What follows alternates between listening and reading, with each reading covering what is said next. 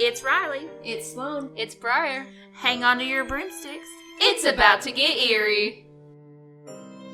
Today's episode could contain themes and elements uncomfortable to some listeners. Please check the episode description and remember to always take care of yourself.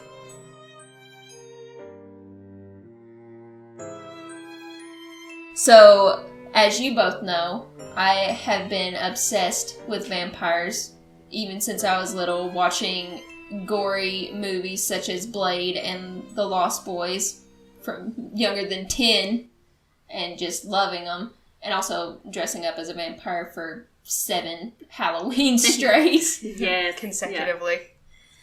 But the basic definition of a vampire is creatures that hunt for human blood during the night. That's about as basic as you can get. And pretty much everybody knows the traditional vampire are pale-skinned corpses that roam the earth at night, hunting for blood or life force of their victims, have very sharp teeth or fangs, do not walk in sunlight, can't see the reflection or shadow. They tend to be buried in their native soil or whatever soil they were buried in when they first died. They always have something that draws them back to that grave or to that soil. And then some are said to be charming and beautiful, and then there's another side that sees them as just demons / monstrous beings. What about the sparkly ones? Those are not real vampires. You take that back. Bella, where you been, Loca? You've been dying to say that. Yes. The Coens were misunderstood. They were lamers. Is what they were vegetarians. And beautiful. I will say Breaking Dawn was a good 2-parter. Anyway, so probably the most common vampire in the world known by most people is Dracula, which was created by Bram Stoker in 1897. But what's interesting is a lot of people don't know that there were other stories and novels made even before Dracula, such as a book called Carmilla by Sheridan Le Fanu that was published in 1872, which is 26 years before Dracula. And then also there's a man, his name was John Polidori, and he attended a story contest in Lord Byron's villa in 1816, and is said to have created one of the first vampire romances before Bram Stoker and Dracula, which I thought was interesting because I didn't know about that. I knew about Carmilla, but I didn't know about that story. But there's a whole deep rabbit hole of vampires because the stories of vampires have been around since ancient Egypt, and even I think it's 4000 BC. So it goes way back then. There's a lot of lore on them. Yeah. So it's definitely, I had to condense down some of the interesting points because there would be a couple episodes if you wanted to go down each section of history. And I'm assuming different cultures have their own spin on what a vampire is or what they do. Oh, yeah. There's so many. Like, in Egypt, there's a goddess called Sekhmet or Sekhmet. I'm probably butchering the name. But she was the goddess of death and healing. And she was the daughter of Ra, which is the sun god. And she was sent to punish mankind for disobedient behavior. And when she came down, she basically slaughtered all these people and started drinking their blood to give herself power. And something that was funny that I read up on, the way she became so crazy and uncontrollable that her father tricked her into drinking 100 barrels of beer that he had dyed red. So she drank it and got drunk and passed out for, I think it said 3 days. So it would calm her down. Chill out. Yeah, just chill out a little bit. I bet she didn't drink anymore after that. That's the one thing she remembers. She's like, no, I can't. I won't be doing that again. I can't do the red ale. I can't do the red ale. But that's in 1500 BC. But then there's even some stories that have been said to go even further than that. Then it goes on to about 40 BC with Lilith. My homegirl. Yep. She is said to be, a demon, a female demon. Demon's mother's the mother of demons and stuff, and vampires. Which, she's interesting, and she's a whole nother story.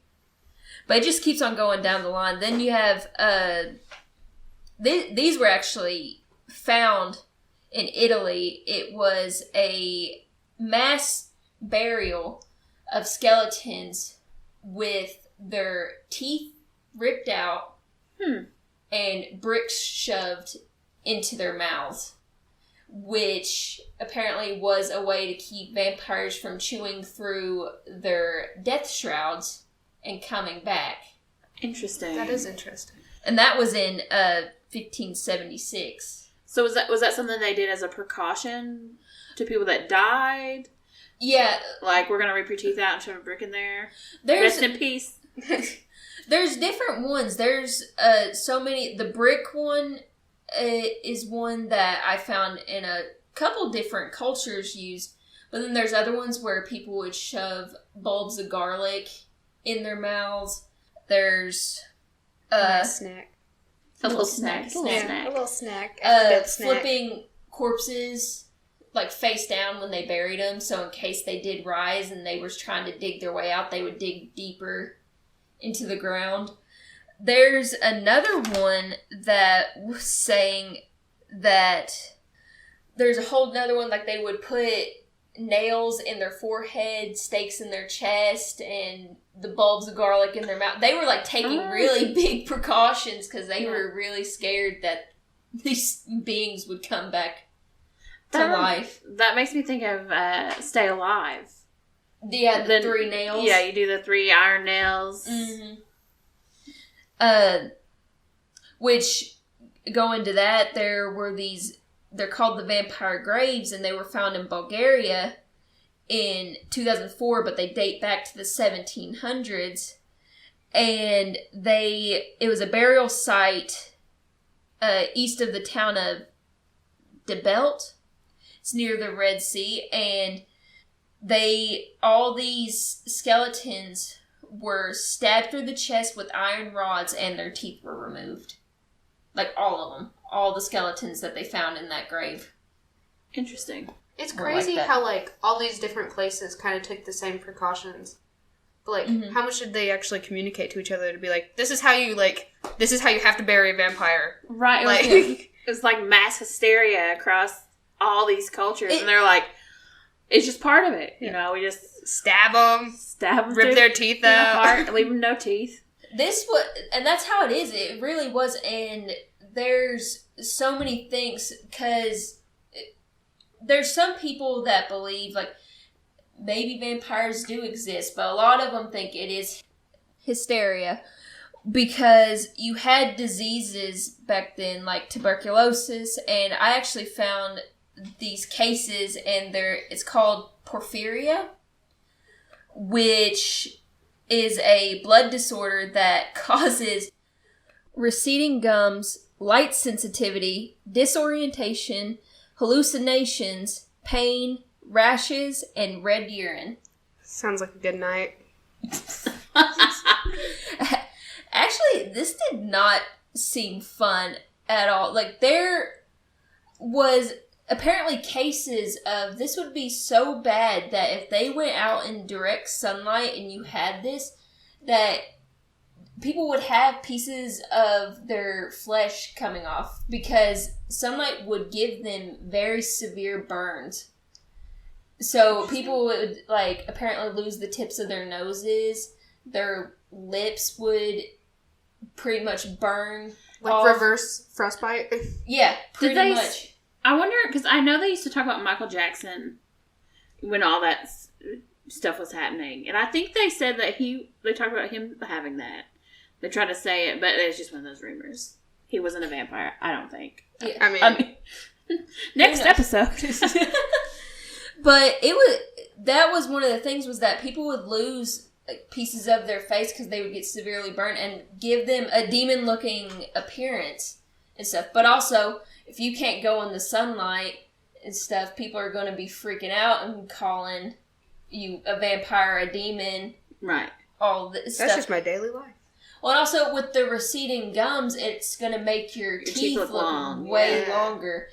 And it causing you to pretty much not know where you're at, who you are. There's no telling. It could be like the guy that ate that homeless man's face. You don't know what's going on. They could have been attacking people and thinking they were an animal and stuff like that. So that one was interesting. So I think that one's definitely... Did they think they drank blood since they peed red? They could have They're like, oh, red urine. Yeah, get that from drinking blood. Well, there's another story I found specifically, but it's about tuberculosis, which that was already one that I had seen constantly. People were thinking vampires during that time. But there's one, and it's about a girl, and her name's Mercy Lena Brown. And apparently, George Brown had lost his wife and his daughter to tuberculosis. And his son was sick, and they were calling it a vampire disease, and he didn't want his son to die from it. So he actually kept his daughter's body, which is Mercy, and the townspeople removed her heart, burned it on stones, and then used the ashes to make a potion, to which they gave that potion to the people who were also suffering from tuberculosis. Why do they think... Because at the time, it's 1892, they didn't know that was... So they just thought tuberculosis was a vampire disease. Yeah, that's from what it's sounding like. That's who exactly... That's so wild, because I'm, like, in my mind, I'm like, why do they think... Like, what was it that made, like, vampires such a feared thing? Why were they like, oh, this is weird, vampires? Like, tuberculosis, vampires. Well, because also tuberculosis, it attacks the lungs and the body, and people would cough up blood. So maybe just seeing blood in the mouth of people, they just automatically said vampires. So, like, were bodies actually found with, like, holes in their neck and, like, their blood drained for people to actually start the whole... Right, that's I'm like, why? Where did the fear of everything being a vampire? That's what's, like, so crazy. I didn't find anything online, but I remember seeing, I think it may have been a documentary or something, was that grave robbers would come and try to rob graves, and they would see corpses that didn't really decay as much, but also they would have blood coming out of their mouth and their noses.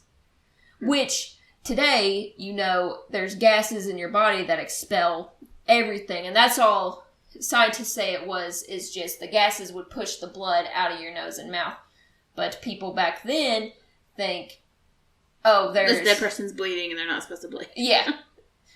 And also just stories of people saying they would see a person walking around the graveyard, and then people started checking grave sites and stuff and would see the blood on the mouth and all this and be like, yeah, I saw this person walking last night. They're not dead.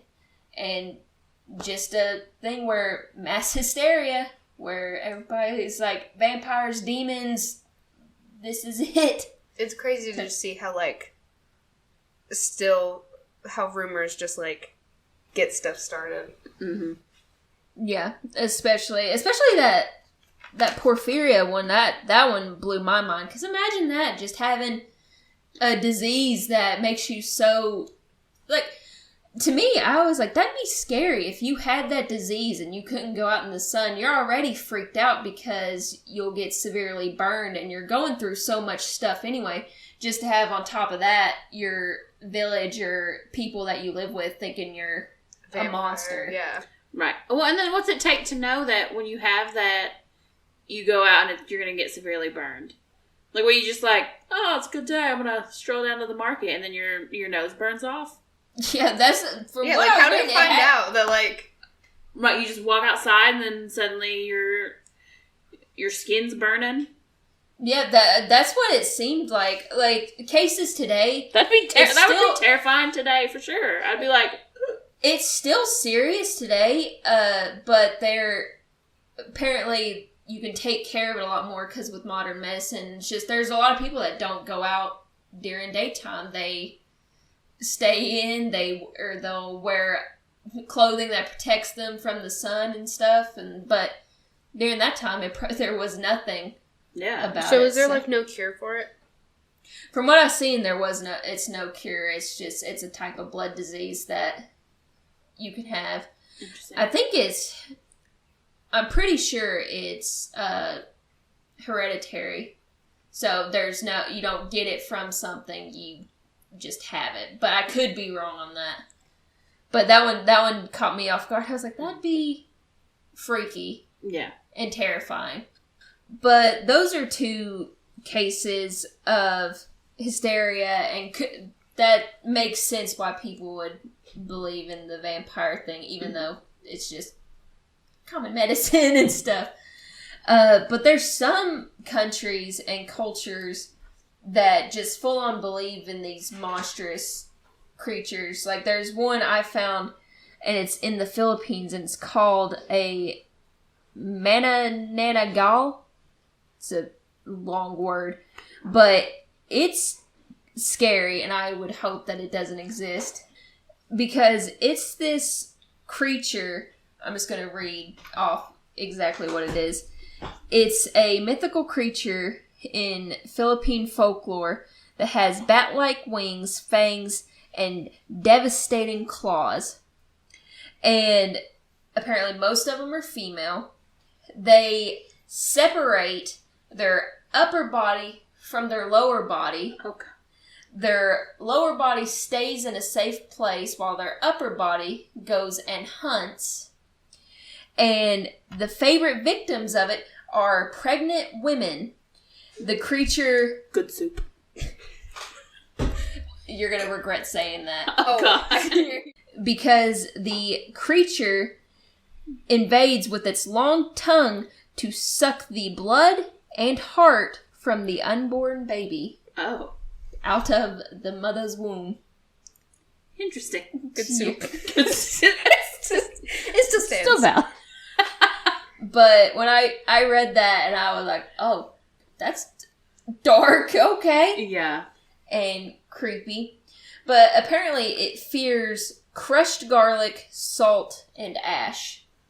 And I think one of the ways it said that they could kill the creature was that if they found the bottom half of the body, they would put the garlic, salt, and ash, and it would keep the upper portion from being able to reconnect. Okay. I don't know if it's just me, but like my brain when you described it was like, it sounds like a gargoyle. That is exactly what I was picturing. Like a little bit like the flying monkeys from Wizard of Oz. Yes. I should have looked up what it looks like, because when I'm thinking of a really scary creature, and just like a little stubby one, like, because it's just it's just the top part. Yeah, so and mostly female, so typically smaller. Is that maybe where the bats come from? Is that where some of the bats? Is it because the bats and that mix in these things? It could totally be, honestly. I just know, I think I have heard of this creature actually before, because I remember seeing in one of my monster books that I had, it's a female head with like the innards and attached. the weird long tongue. I know exactly Yes. what book you're talking about. Yep. Because it had a bunch of ones, and she's Yeah. got like it's like a snake tongue, looking like a. And I think that's totally what Yes. what it is. But that's creepy. I'll go back to the tuberculosis being vampires instead. I mean, I still don't know if I want my nose burning off in the sun. Yeah. But I don't think I want An to meet one unborn of them. child no. be sucked from my insides. Yeah, not preferably. Yeah, but it's kind of hard to go on from that one. That's just one you kind of wanted. You just gotta let it sit and For a brew second. for a moment. But the common, going into garlic and salt, I did have the common ways to kill a vampire is the stake through the heart or iron rods or something that goes through the chest, which also a lot of people apparently, they would stake all the way through so you wouldn't be able to get out of your coffin or your burial place. Like they would so they, like, basically pin pin you down to fire, decapitation, sunlight, and then you go into like weaknesses or what vampires don't like, such as garlic, holy water, running water, crosses / crucifixes. And this one I actually like because it's a old tale, is that scattered objects such as beans, seeds, or grains, you can toss them out in front of a vampire and they will be compelled to count it. Which is so weird because that's for a lot of stuff. Yeah, because I was thinking that's for leprechauns, fairies. Mm-hmm. Wait, And even some of the stuff I was doing research on that we'll talk on eventually, they use the same thing. Mm-hmm. They want to stop That and makes count. Count Dracula from the Sesame Oh my Street makes so gosh! much sense. Mind I won. blow. A two. He's stuck. He's forever. Poor guy. He's forever He's stuck counting. he's so chipper though. It's okay. He's He happy- enjoys it. He's happy Yeah. to do it. So I have a question because I'm just curious. So what is it with the garlic? The other ones make sense, and I can get an idea. So, I don't know if I wrote it down, but apparently garlic is supposed to be a gift from God. Okay, Like, it's a very pure... And that it is. I second that. Because I think I remember reading somewhere where garlic is known in a bunch of cultures, and it's a gift from God or the gods and stuff, and it's used... Okay. Because they used it in ancient Egypt, too, didn't they? I'm Probably. pretty sure... It should be used everywhere. No one in this house could be a vampire. Too much So- garlic. I'm thinking that's a reason why garlic is, because it's Yeah. such a... But that would make sense. Even just saying it's a gift from the God, because everything has a reason. Yeah. Well, and also... with it. But there's a funny thing that is just funny in general, because garlic is actually really good for your blood flow and your heart. So people think... A vampire really wants you to eat all the garlic you want, because I want that tasty blood. Yeah. And it, yeah, like pretty much what you said. It's just that it was a myth by the vampires to, eat more garlic. So Yeah. What really keeps them away is pumpkins, according to Wizards of Waverly Place. Yes. I don't blame him. But some of the stuff actually is interesting, going into a more biblical sense of Judas. There's stories of Judas being the first of the vampires or the father of all vampires. Because going into the story, I don't know the story too well, but he betrayed Jesus for 30 pieces of silver. And then when he regretted doing it after Jesus was crucified, he tried returning the silver pieces to the priests and elders that he got it from, and they refused to take it back. So he threw it aside and then went and hung himself.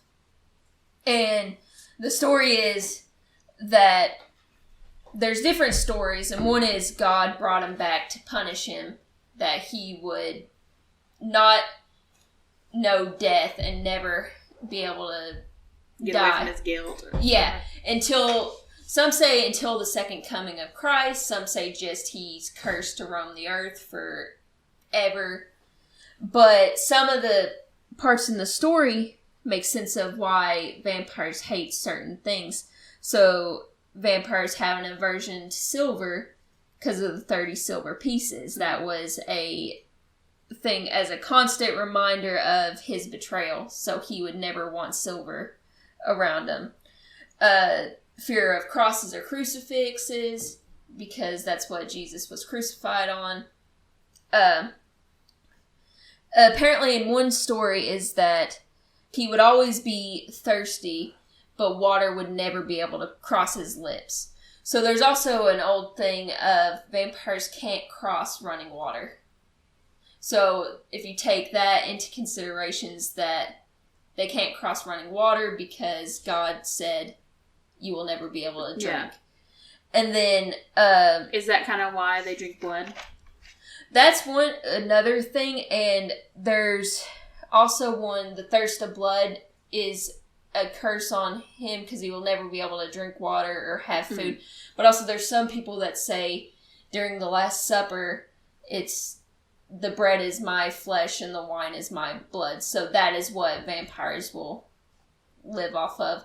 And then there's stories talking about vampires only being able to survive off of Christian blood. And then others saying it's just a curse to be a monster for the rest of your life. But that, to me, I thought was interesting, going into that story.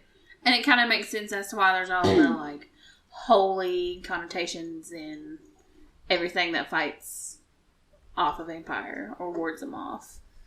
Yeah. Because also, I couldn't find anything of when Judas exactly killed himself, because I was thinking if he hung himself at sunset, that'd be the last sun he would ever see. But then there's also stories of where he didn't get cursed not to walk in the sun. But there's so many different stories they could go into, but it's interesting that even in biblical stories, vampires exist. And did you say that it like a Hebrew belief that happens after him, or is that just stories that people have put together? Because it makes me wonder. Because I'm pretty sure they talk about Lilith too. Yeah, religiously. So that was where I heard a lot of the Judas being the first vampire was, I believe, in Hebrew. Because I'm pretty sure that they have the stories of Lilith. Still. Yeah, still. Yeah, it wouldn't surprise me.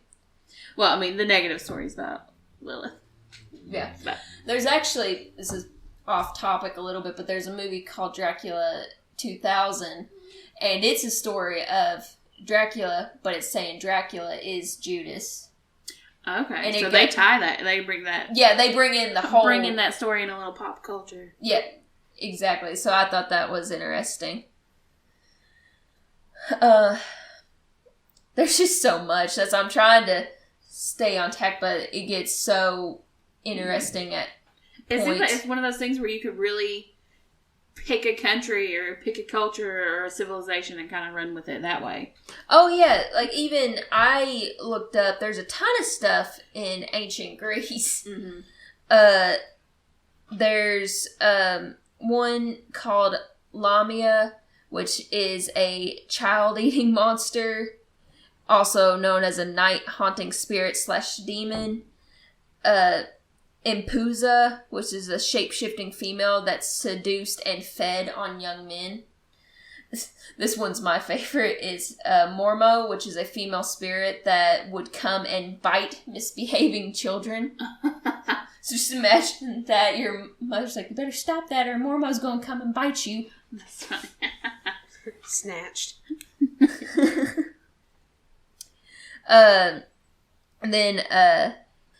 And then there's another thing called Vrikrolos, which were the undead who drank blood, which it's Slavic for werewolf, and it's believed when a werewolf died, it would come back as a vampire. Interesting. But I tell you one thing. You were pretty much a vampire more than you were a human in Greece. There was so many different ways to become a vampire. Like, it would have been a couple pages worth, but like, some of them were, I'll just read off. Stillborn children, conceived or born on a holiday. Both. Were they Conceived just or like- born. What would happen? They'd just be like, oh, sorry. Gonna be a vampire at some point. Then they just wait. You can go your whole life. You're like, one day I'll be a vampire. Yep, pretty much. That's funny because you were almost born on 4th of July. Oh. Oh my gosh, that would have been cool. Eating an animal that wasn't killed properly. If you didn't receive a proper burial. Living sinfully. In Greece? Yeah. That's all they did. That's pretty much so. Witchcraft. Excommunication by church. Bestiality. Person who died from plague or some disease. Being a prostitute or having sex with a stranger/foreigner. Again, in Greece? Yeah. And people that were unpleasant during life. In Greece? They had a good time. There was a whole big list of them. That was just a handful of them. Oh, but also, I don't mean to trail back, but going back to Judas, because another common thing of becoming a vampire is suicide or taking your own life. So that's another thing that people during the stories believe Judas was the first because he hung himself and committed suicide. So, in Greece, if one of these things occurred, what do they do? Did they murk them? Did they just like Right, they're stake like, to the heart? Sorry. Not that I read anywhere. It just was like, You're a this is vampire. it. Yeah. I mean, I'm sure that they probably... Or is it like, oh, you're prone to be a vampire? Yeah, but I mean, it was ancient Greece, too. So vampires were probably honestly low on the totem pole of issues they were worried about. Yeah. They But- were wild. But I think it is more of there was a chance that you would be a vampire. Because even with the not receiving a proper burial, just waiting for them to rise up, Yeah. probably. Which is funny, because in my mind, I'm like, I don't imagine them worrying about it. Yeah. For some, I'm like, I don't know why, but I'm like, why would they even... I don't think they'd be worried about it. Yeah, I really don't think they would either. They'd be like, ooh, a vampire came to my party. They're famous. They're just Yeah. like, Is that Edward Cullen? Bella.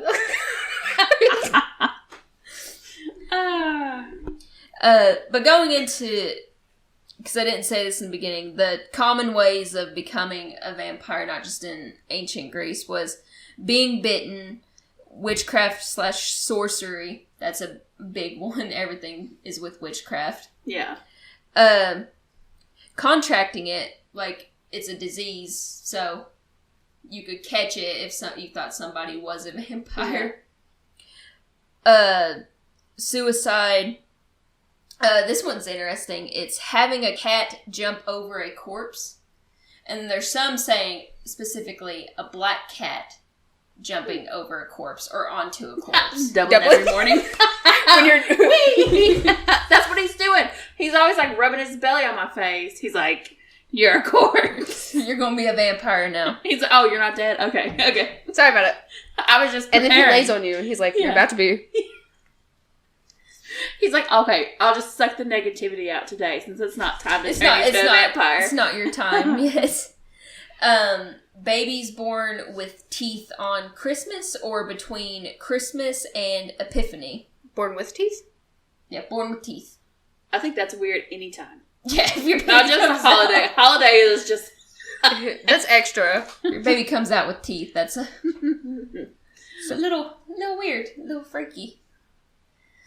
Ugh. Baked a little too long in the oven. Jeez, you were baked a little too long in the oven. You a vampire? Oh my gosh, my birthday does fall on Thanksgiving sometimes. You're only a vampire sometimes. Only sometimes. Only sometimes. Every 5 years. Every 5 years, you're a vampire.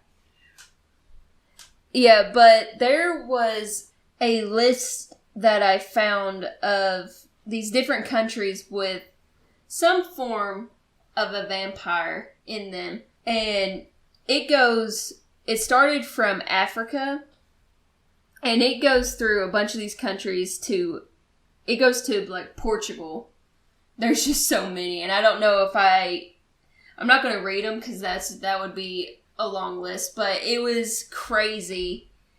It's like 3 pages worth of countries that have vampires in them, which that's what I was meaning from the beginning, where I was like, this is one where you could definitely take a deep nosedive.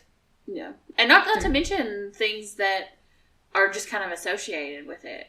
Because in some of the research I've done too, it's like all these creatures, they're like, oh, they've also been likened to the vampires. And I'm like, it's kind of interesting. Mm-hmm. So I'm curious about the United States. Back in the birth of the good old America, was there any vampire stories in that time? Or is America too new? Because you always hear, and it's always in like the old European area. That's where a lot of the stories were. That Mercy story was in Rhode Island. Okay. So that was the one that I found that was in the United States.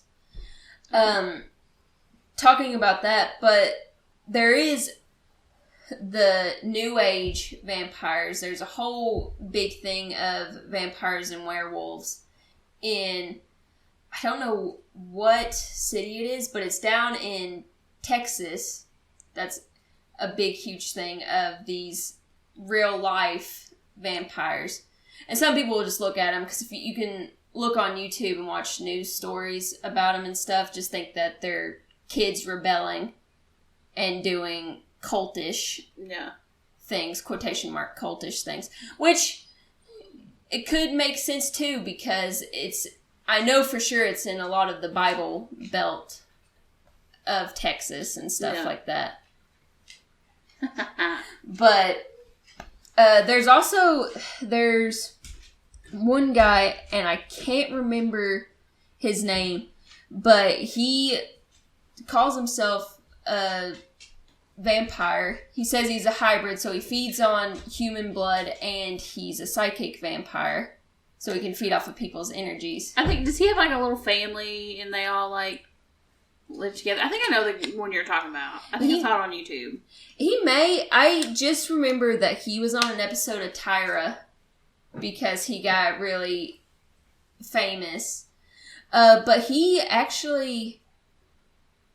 does some pretty interesting things that you wouldn't think a normal guy could do, because in the episode of Tyra, he leg presses over 400 pounds with ease. And he's not a big dude at all, but he leg presses it like it's nothing. And then they do a smell test where they blindfold him and uncover these plates, and one has a raw steak on it, and he guesses blood and then the steak. Another one has a piece of chocolate cake, and he automatically just takes one big sniff, and he's like, chocolate. Interesting. Yeah, so it's very interesting. So like hyper senses, extreme strength. So with this, like, you said it's like a new age vampire, and how he's like a psychic vampire. Mm-hmm. So in this new age, does like, if you're a psychic vampire, does that put, like, do they have a hierarchy of like where you land based on like if you have an extra ability?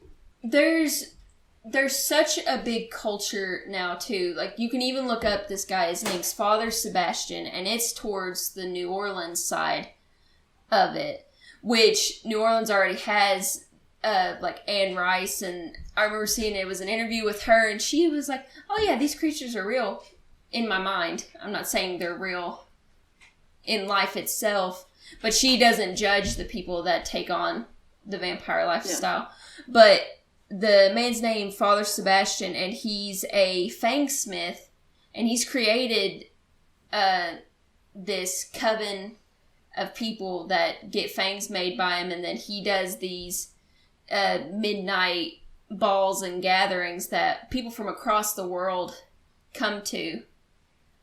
And it's interesting, but as far as, I'm not sure if there is a level of, like, seniority or what you were talking about, but there are the blood drinkers, and there's a lot of them tend to be psychic vampires. That's why I know a lot, because that's more where they feed off of people's energies, right? Mm-hmm. Yeah. Which, that's the Father Sebastian. He is, watching interviews with him, he seems like he's really against blood drinking. Unless he was like, in one of his interviews, he said, if you're with your partner and you're both tested and you're doing it safe, have at it, have fun, whatever you want to do. But he's more of the, you feed off life, you party and have fun, and that's your energy that you feed off of. Okay. So Riley in college. But That was shady. but he seems really interesting. You were born on a holiday. But he seems really interesting, and just that event seems interesting. Yeah. But the psychic vampires are interesting in themselves, too. And I just remembered that guy's name that I was talking about was on Tyra. His name's Don Henry. Okay. But psychic vampires, because even he was in an MTV show, and he was showing both ways he fed on humans, the psychic way and then the blood drinking way.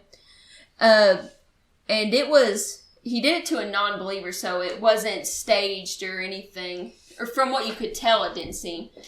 And he had two others with him that were also psychic vampires, and they form a circle around this guy, and just all of a sudden, they grab him, and then he passes out. Huh. Because they fed off of his energy, and they're but all giddy, and like they just got a high from whatever they did. But they made sure they took care of him, got him a soda and stuff. He was like, what happened? They're like, you just passed out. Interesting. So he got completely drained of his energy. That happens every time I go to the store. She's gone. Well, that gets on something that I remember reading about it. Aren't they like, some people, they don't know. They say some people are like naturally that way, and they just drain your energy. Oh, yeah. Like, it's not necessarily like you'll just be out and about, and you can be in the presence of someone who is a bit of a psychic vampire, and they're draining you. They like it. They know that they don't know what they call it, if that makes sense. Yeah. I'm trying to get my words here. Like, they're unknowingly a psychic vampire. Right, and they're draining you for their benefit. They like whatever's happening, but in their mind, they're not Aware. saying they're a psychic vampire feeding off of you. They're just, like, draining you. Mm-hmm. And also on that episode of Tyra, I keep on bringing it up, but it's interesting because she has three different people. She has Dawn, and then she has two others, which one is a mother and son who go more onto the extreme side of it, and then she has one lady who's just a psychic vampire. And in one of the questions it brings up are, like, do the New Age vampires just do this for a sexual thing? And she says, she's like, I actually find sex really disgusting. It's not for me. It's not like, this is something I just do to survive. I can't help it. That's what being a psychic vampire and stuff. Yeah. And then she went into more detail. She was like, that's supposed to be a beautiful thing. I don't see it as a primal thing like that. So she wanted to make sure that people didn't just think that people are doing this vampire Right, like thing. they just judge them for it, essentially. Yeah. Which I thought was interesting to know. That's just interesting to me in general. Yeah.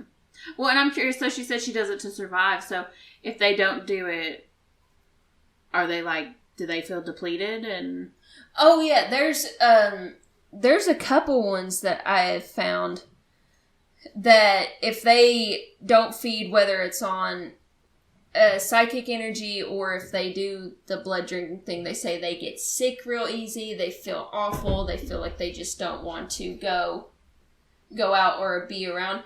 And then there's some that say they can't go out because they get everybody's energy and it's too much for them. Oh, so that's kind of interesting. That puts me in the mind of being an empath. Mm-hmm. So I definitely think that it could definitely go hand in hand with it. So can, like, a psychic vampire drain another psychic vampire's energy? That's interesting. That I would think maybe they would, or they would feed off of each other. Yeah. Interesting. Well, I'm sure, because if you kind of think about this idea of, like, you know, like the party and just living it up, feeding off life and stuff like that. Not feeding off life, but yeah, you know, just the energies and the lively lifestyle. So I wonder if it's when you get in those situations where it's just, you know, everybody kind of has those situations where you're feeding off of each other in a sense of, that positivity was just like overwhelming and everybody's having a good time. You know, or the opposite, like when you go to the store and you're like, oh my god, I gotta get out of here. Yeah, so I wonder if it's just a mixture of all their energies. Yeah. But it's interesting. And it could be, I can't say from experience, this would have to be somebody else who actually is a psychic vampire. I'm wondering if it's just they're connecting with something more metaphysical than an actual empath is, or just a normal human. Like you said, you feed off of each other. If somebody gets hyped up, you're going to get hyped up. Like, yeah, let's go. Yeah. And they're just at a different level. And there's a lot of other stuff like that too. Like Reiki healing is all about energy. Mm-hmm. And you're moving energies and pulling negative energies and stuff out. So that's definitely something that people believe in. You know, if you're into that metaphysical thing, you know, energy is kind of fluid and you can pull that negative out. You know, saying your positive affirmations pulls that positivity to you. So maybe they just know how to pull it. That's definitely one reason why I would believe, if somebody told me they were a psychic vampire, I would more than likely believe them because, like you said, there's all sorts of energy stuff, the energy healing. Just look at monks and chi. They do all that with energy that they push out or use to protect them. So my thing is, if I can see that, then why wouldn't I believe that somebody could feed off of it? I mean, it's all about just controlling it, learning how to manifest it and pull what you need, and it's very interesting for sure. Yeah, and I believe it, but I like the Father Sebastian guy because he's just basically have a good time. Do you be safe? That's whatever, and that's kind of how I like to be. Like, I don't, as long as like you're having fun, but you're doing it safely, then I ain't gonna judge you on what you do. Right. And not hurting people. I mean, they're not bleeding people on the streets, you know. Oh yeah, no, and that's like that ain't for me. That's not gonna be for a lot of people, and I'm not condoning anything. Right. But from the ones I've seen, they do it safely, which if that's your lifestyle, that's what you choose. Yeah. You know. And all you can ask is do it safely, and you're doing it to a person who willingly wants to do it with you. So that's another interesting thing. That's another thing that you can just go into. Oh, and I'm sure that has all kinds of different tangents you can take off, but it is interesting too that we've looked at historically and in the ancient times they were so worried about like these diseases. They're like, oh, TB, you're a vampire.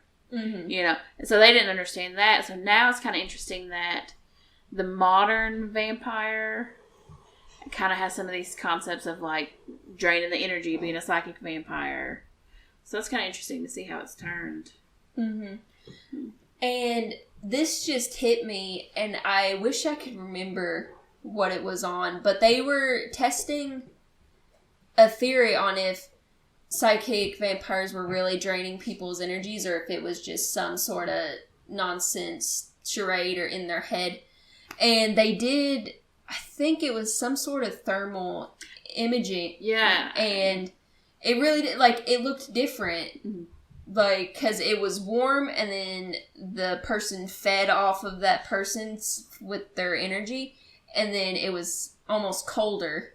Yeah, I remember seeing that. And there was, I feel like I remember seeing one and like the person walked by. I think it was a YouTube video. I wish I knew too, but, and the person walked by and they're like, see, that's a psychic vampire. He just drained her energy. Because as he walked by, all of a sudden her color changes. I remember seeing that. Yeah. That's also, like, even, quotation, the good ones say there are bad ones that may not know or may know that they are a psychic vampire, and they do it in a bad way where they want to drain you. Well, drain you and fill you with negativity. Oh. And type, or make negative things happen so they can feed off of that negative energy. Yeah, because so that I didn't even think about that. So they don't necessarily just want to pull that lively energy. They like the negative energy. Mm-hmm. Interesting. I didn't think about that. I didn't think about the different energies that you put out. Because in my mind, I'm like, oh, they're just going to pull my happiness. You might want to find somebody else. Yeah. But they're like, they also want that negative. Mm-hmm. I did not think of that. Which, if you really think about it, there are people that, I wouldn't say feed off of negativity. Yeah, but want to cause negative stuff and want you to be in a bad mood and stuff, and that's... And create chaos. Mm-hmm. That makes a lot of sense. Mm-hmm. Okay, so in closing, I have to know, who is your favorite vampire? I don't know. That's a really hard one. But, well, one of the ones that started it was the Lost Boys. I think just that being a bad A biker that just could party all night type deal, no care in the world, no fear, all that. I think that any of those would be my favorite. Or Dave. Wrong. It is the little vampire. That is your favorite. Yeah, I do. I do love me the boy from the little vampire. Rudolph. You gotta love Rudolph. That really is the OG vampire movie that started it all. That's a good one. It's never seen it. Surprise. I gotta find my copy. But you did. The Lost Boys was one that you used to watch that one all the time. Or Blade. It's hard. There's so many different vampire movies that I am into and I love with all my heart and stuff. And it's just, vampires are awesome. I love vampires, real, fake, whatever they may be. Vampires are werewolves. No, that one's hard because but vampires were my favorite for a long time, and then later on I got more into werewolves. Don't know why. Just all started with the vampires. It did. OG. Who introduced you to the movies? Dad did.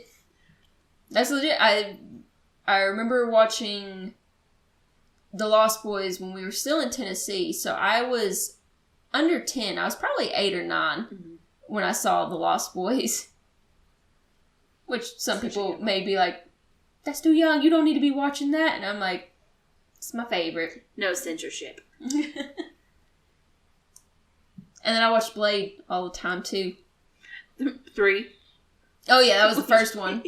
I watched them out of order. I watched Blade 3, the first Blade, and then the second one.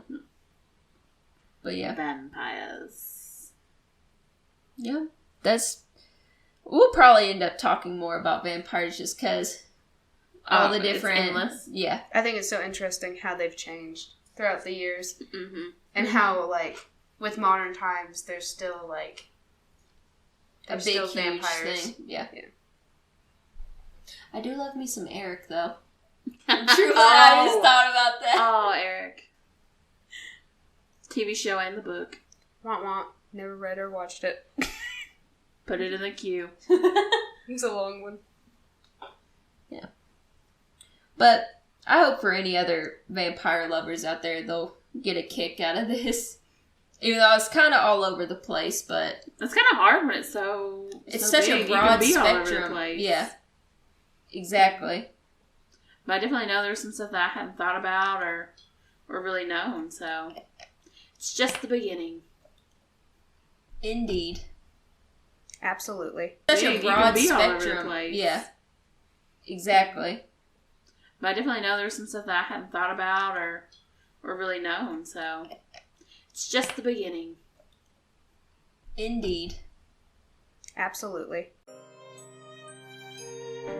Thanks for hanging out with us. Until next time, Remember, you can find us on Our own website, Facebook, Instagram, YouTube, Twitter. and even Pinterest. Links are in the description. As always, stay weary. stay leery. and stay eerie.